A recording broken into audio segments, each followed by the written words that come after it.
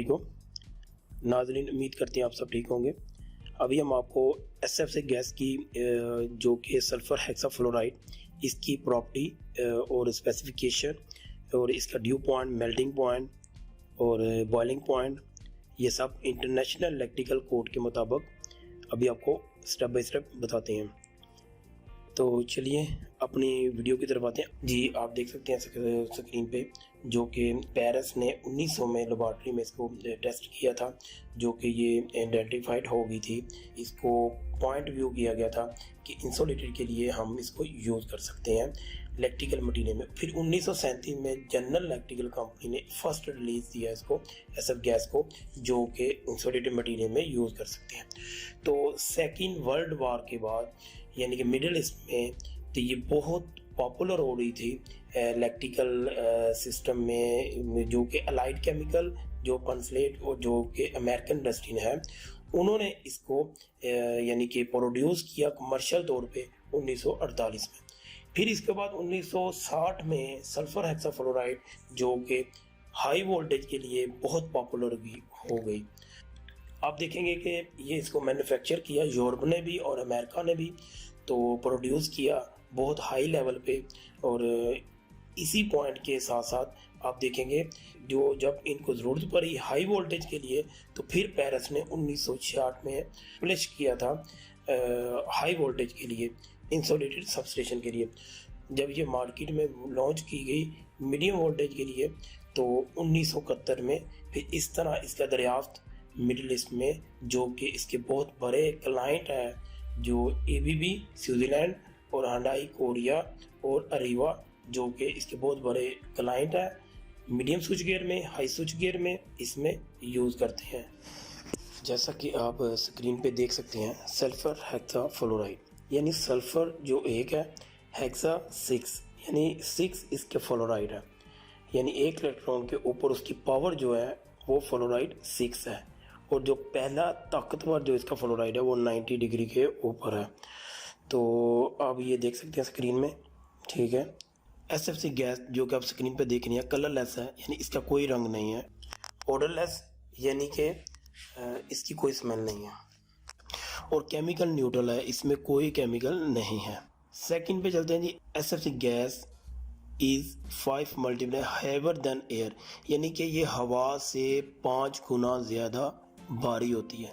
भारी से ये मुराद है यानी कि ये हवा में इसको ट्रैवल नहीं कर सकती। अमूमन जब भी इसको खारिज करते हैं, रिलीज़ करते हैं गैस कंपार्टमेंट से, तो ये गैस कोशिश करती है नीचे बैठ जाएगी, ठीक है।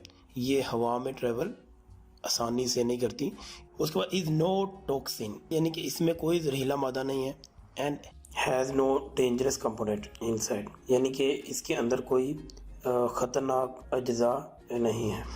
तो अभी नेक्स्ट पॉइंट पर चलते हैं कि SFC gas no hazard material, यानी कि ये हैज़र्ड मटेरियल नहीं है। रेड एलिमेंट में नहीं आता, ये ग्रीन में आता है, क्योंकि हैज़र्ड नहीं उसके हो सकते।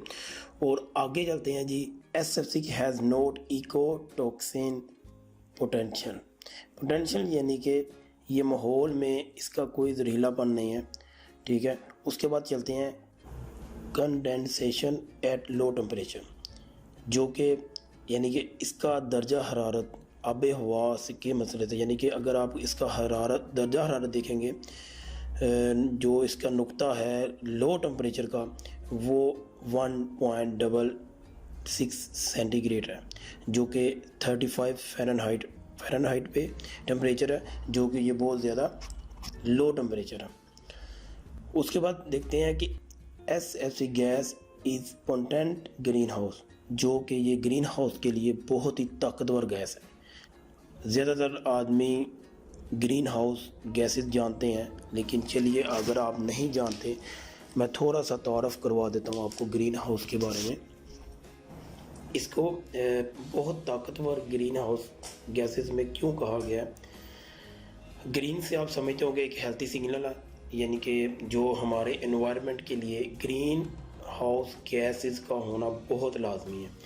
यानी कि आप इस तरह कह सकते हैं, जब किसी को सर्दी लगती है तो वो ब्लैंकेट ले रहे हैं, सेम इसी तरह ही आप एक प्लांट लगाते हैं सर्द इलाकों में यानी कि दरख्त के प्लांट, पौधों के प्लांट लगाते हैं, जो आपने देखा होगा कि उन्होंने एक कवर किया होता है एक प्लास्टिक के साथ, यानी क्लियर प्लास्टिक और क्लियर ग्लासेस के साथ।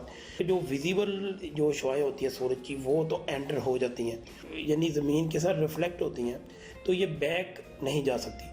ये जो ऊपर शीशे या प्लास्टिक जो हमने लगाया था, इस वजह से ये रुक जाती है अंदर, तो फिर ये प्लांट चैम्बर के अंदर एक स्टेबल टेम्परेचर बन जाता है। सेम इसी तरह ही हमारे इन्वायरमेंट में आप देखेंगे, ये प्लास्टिक की तरह ये सियारे के ऊपर ग्रीन हाउस गैसेस की एक लेयर होती है। अभी कौन कौन सी इसमें गैसेस आती हैं? कार्बन डाइऑक्साइड, मीथेन, CH4 और nitric acid, N2O, zone, ozone, O3, sulphur hexafluoride, SF6। जो सूरज की किरणें से रिफ्लेक्ट जो होती हैं, उस रिफ्लेक्ट में ये उनको रोक लेती हैं, ये वापस नहीं जाने देती सूरज की तरफ, क्योंकि हमें आप जो एनवायरनमेंट है हमारा, तो उसमें एक गर्मी बढ़ती जा रही है। ये इन गैसों की जो इन्होंने कवर किया हुआ है, मीथेन और कार्बन डाइऑक्साइड और सल्फर हेक्साफ्लोराइड और ज़ोन 3, इन गैसों की वजह से हमारे ये प्लांट में, सियारे में एक स्टेबल टेम्परेचर रहता है। अगर ये गैसेस का ग्रीन हाउस गैसेस ना हो, तो यहाँ का इतना कम टेम्परेचर हो जाएगा कि हम यहाँ पे यानी माइनस में चला जाएगा, तो जो कि हमारी सेहत के लिए और ये परिंदों के लिए और ये जो कि ये दरख्तों के लिए बहुत ख़तरनाक है।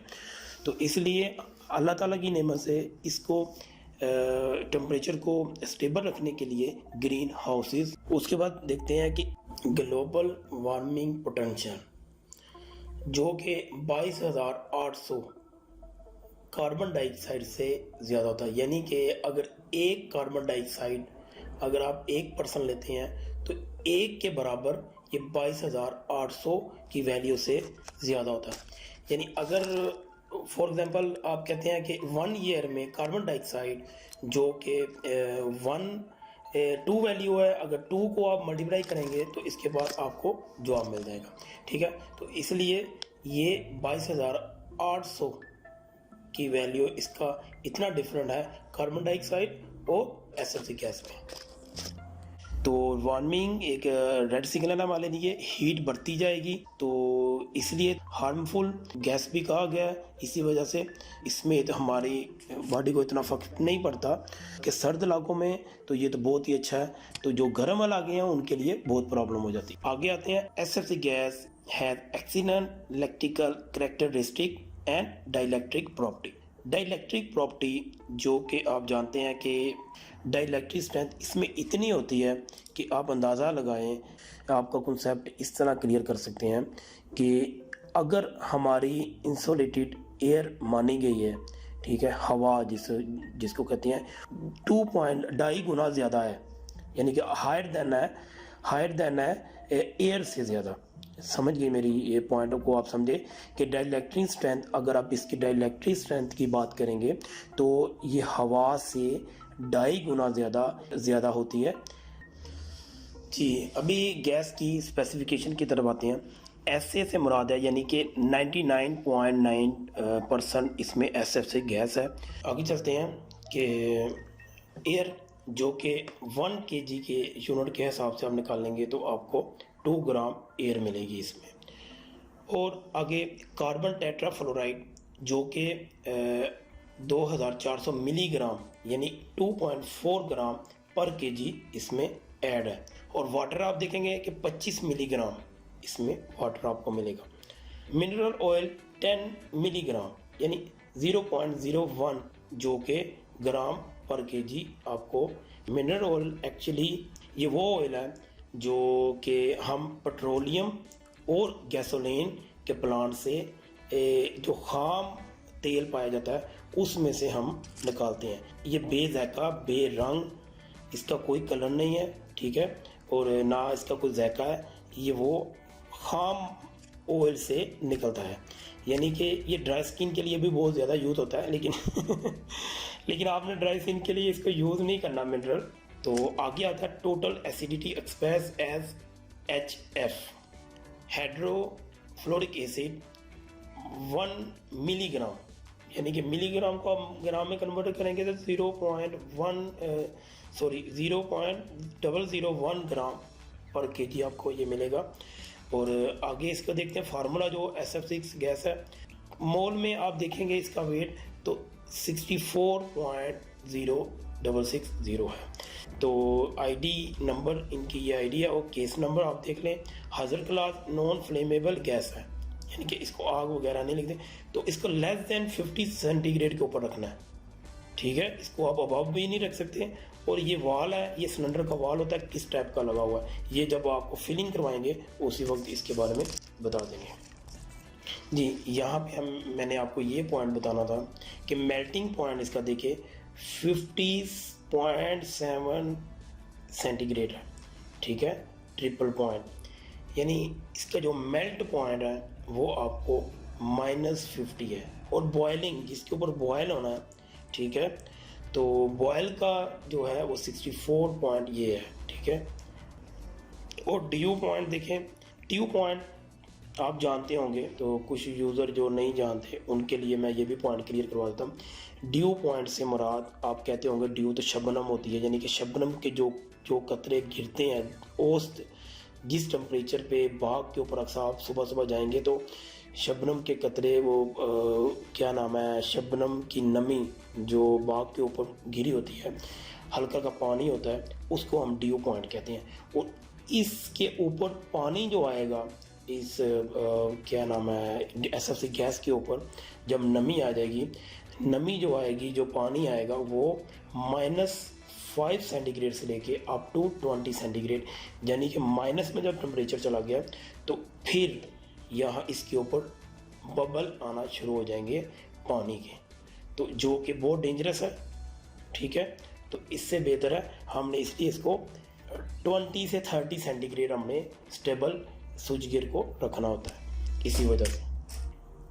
जी कुछ भाइयों को बार का यूनिट नहीं मालूम, बार का यूनिट पास्कल है, जो कि हम गैस की मेजरमेंट पास्कल में करते हैं। अक्सर आप हवा बनाते हैं तो देखते हैं किलो पास्कल, कितने पास्कल आपने भरी है, तो ये वही इकाई है गैस की, यानी कि एक बार के अंदर 100 किलो पास्कल होती है। 100 किलो पास्कल के अंदर 1000 पास्कल होते हैं, यानी कि एक बार के अंदर 1,00,000 पास्कल होते हैं, यानी कि ये प्रेशर है इसका। तो अभी चलते हैं गैस एनालाइज़र की तरफ।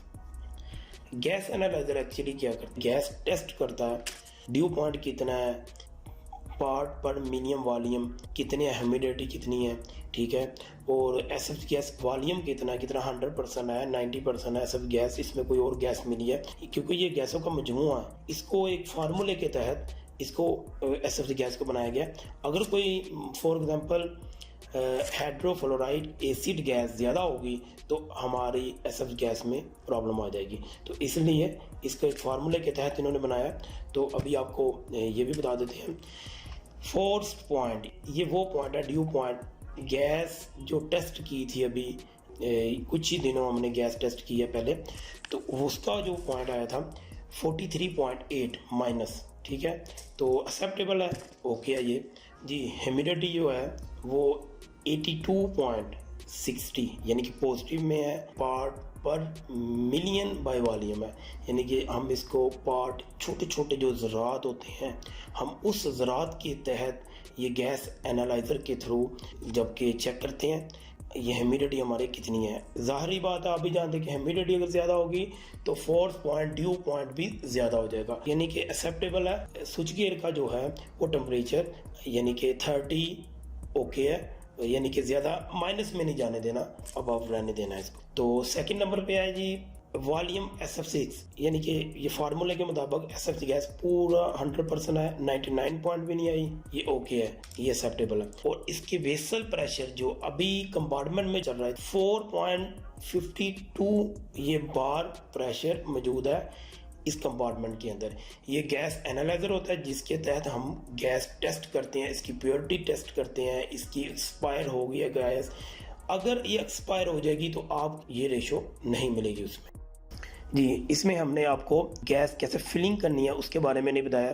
तो अगर वो बताते तो वीडियो बहुत लंबी बन जानी थी, इसलिए इंशाल्लाह ताला नेक्स्ट वीडियो में हम आपको एसएफ गैस को कैसे फिल करते हैं डीलो मशीन के थ्रू, और कैसे वैक्यूम क्यों किया जाता है वैक्यूम, और डीलो मशीन की क्या लेआउट है, और डीलो मशीन के थ्रू कैसे रिकवरी करनी है, कैसे इसको वैक्यूम करना है, कैसे गैस फिलिंग करनी है।